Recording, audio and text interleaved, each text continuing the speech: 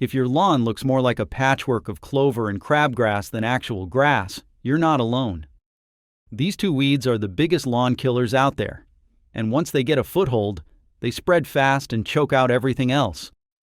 You've probably tried those bottles from the hardware store, sprayed half your yard, and watched nothing happen except your wallet get lighter. Well, I'm going to show you how to wipe out crabgrass and clover like a professional using the same product the pros use.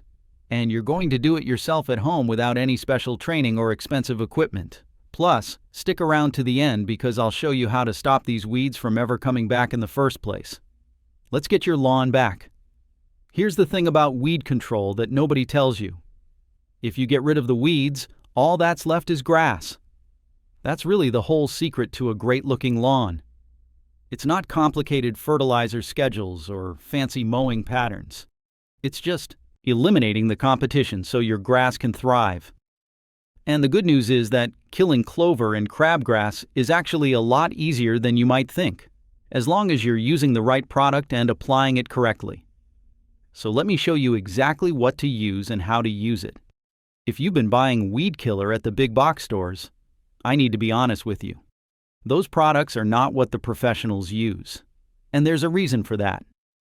They're watered down, they're overpriced for what you get, and they just don't deliver the results you're after. The lawn care companies that come to your neighborhood and charge you $50 or $60 a visit aren't using anything you'll find on the shelf at your local hardware store. They're using professional-grade products, and the one I'm going to tell you about is called Tenacity. Now, I've featured this stuff in other videos because it genuinely works. Tenacity is what's called a selective herbicide, which means it kills the weeds, but leaves your grass alone. That's the key difference from something like Roundup, which kills everything it touches, including your lawn. Your lawn stays green and healthy, while the clover and crabgrass get wiped out.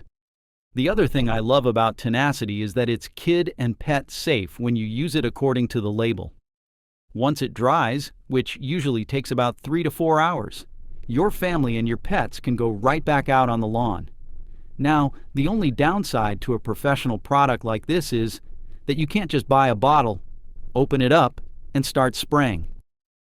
It does require mixing, and you'll need a couple of additional products to make it work properly. But don't let that intimidate you. I'm going to walk you through the whole process step by step, and you'll see it's really not complicated at all. Let me tell you exactly what you need to get started. First, you need a bottle of Tenacity. This stuff might look expensive when you see the price tag, but when you break it down per gallon of mixed solution, it's actually one of the cheapest and most effective weed killers you can buy. One small bottle will treat your entire lawn multiple times. Second, you need a surfactant. Now, that's just a fancy word for something that helps the product stick to the leaves of the weeds. Without a surfactant, the Tenacity will beat up and roll right off the leaf, and you won't get good results. Think of it like adding dish soap to water, so it clings to a surface instead of just running off. Any lawn surfactant will work, and they're not expensive at all. Third, you need a marking dye. Tenacity is completely clear, so when you spray it, you can't tell where you've been. That's a problem because you need to know what areas you've covered. The dye turns your solution blue or green so you can see exactly where you've sprayed. It's non-toxic and washes away with rain or watering, but it saves you from accidentally missing spots or spraying the same area twice. Finally, you need a sprayer. This can be any pump sprayer that holds at least 2 gallons. I use a cordless battery-powered model because it's easier on my arms, but a simple hand pump sprayer works just fine. You probably already have one in your garage. Now let's mix up our solution. This is where people get nervous, but I promise it's straightforward. I like to put a piece of cardboard down on my work surface before I start measuring chemicals, just in case I spill anything. Makes cleanup a lot easier. Most Tenacity bottles actually have this measurement printed right on the label, so you can double check. You can go a little heavier if you want it easier to see, especially if you're spraying in bright sunlight. So to recap, for 2 gallons of water, You need 1 teaspoon of tenacity, 3 teaspoons of surfactant, and 4 teaspoons of marking dye. Close up your sprayer, give it a few shakes to mix everything together, and you're ready to go. If this is making sense so far, do me a favor and hit that subscribe button. I've got a lot more lawn care tips coming. Alright, let's talk about how to actually spray this stuff. This is where technique matters, so pay attention. First, make sure your sprayer nozzle is set to produce a fine mist. You're not trying to soak the weeds. You're trying to lightly coat them. Most sprayers come with a nozzle that works fine for this, so you probably don't need to buy anything special. Just adjust it until you get a nice even spray pattern. Now here's the most important rule. Spray each weed only once with a light mist, and then move on. Do not go back over the same area twice. Do not drench the weeds thinking more product means better results. That's actually the opposite of what you want. If you over-apply tenacity, you will damage your grass. You might not kill it, but you'll turn it white and set it back for weeks. 1 light pass is all you need. The dye you added is going to be your best friend here. As you spray, you'll see exactly where you've been, because the grass will have a slight blue or green tint. If you see color, don't spray there again. Just move on to the next section. Work your way across your lawn methodically, spraying any clover patches and crabgrass you see. You can spray right in the middle of your lawn without worrying about killing the grass around it.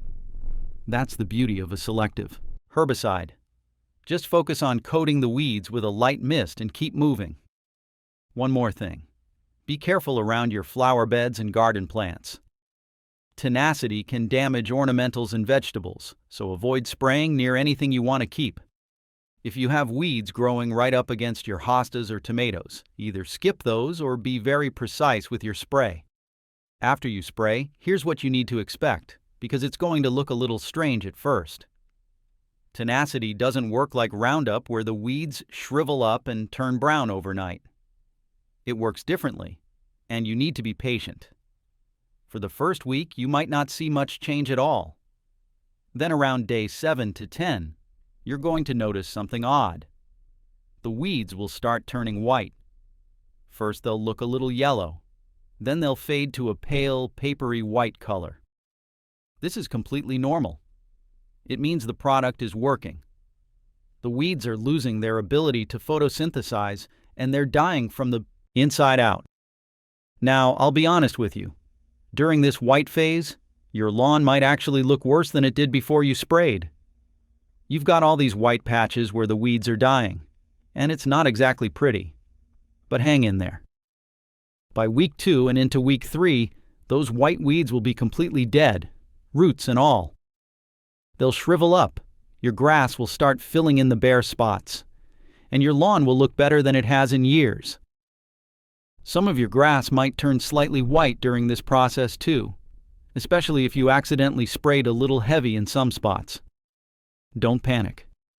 In most cases, the grass will recover completely and green back up within a few weeks. Just water it well and let it bounce back. Let me cover some common problems you might run into so you know how to handle them. If you sprayed 2 weeks ago and the weeds are still green with no white color at all, a few things might have happened. First, check whether it rained within 4 hours of your application. Tenacity needs time to dry and absorb into the leaves. If it got washed off by rain or irrigation, you'll need to reapply. Second, make sure you used a surfactant. Without it, the product rolls right off the waxy leaves of many weeds and doesn't absorb properly. If you skip the surfactant, mix up a new batch with it included and spray again. Third, make sure you used enough product. 1 teaspoon per 2 gallons is the minimum effective dose. If you went lighter than that, the weeds might not have gotten enough to die. If your grass turned white along with the weeds, you probably sprayed too heavy or went over the same area more than once. The good news is the grass will almost certainly recover. Just give it a few weeks, keep it watered, and avoid any additional herbicide applications until it greens back up. If some weeds died but others survived, you might be dealing with a weed that tenacity doesn't control well. Tenacity is excellent for clover and crabgrass, but it's not effective on every weed species. For stubborn survivors, you may need a different selective herbicide targeted to that specific weed.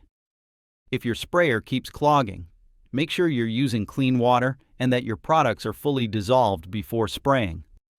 Give the tank a good shake every few minutes while you work to keep everything mixed. And always rinse your sprayer thoroughly with clean water when you're done. The dye especially can stain the inside of your tank if you leave the solution sitting in there for days. Now for that bonus tip I mentioned at the beginning. Killing the weeds you have is only half the battle. Stopping them from coming back is the other half. Here's what the pros do.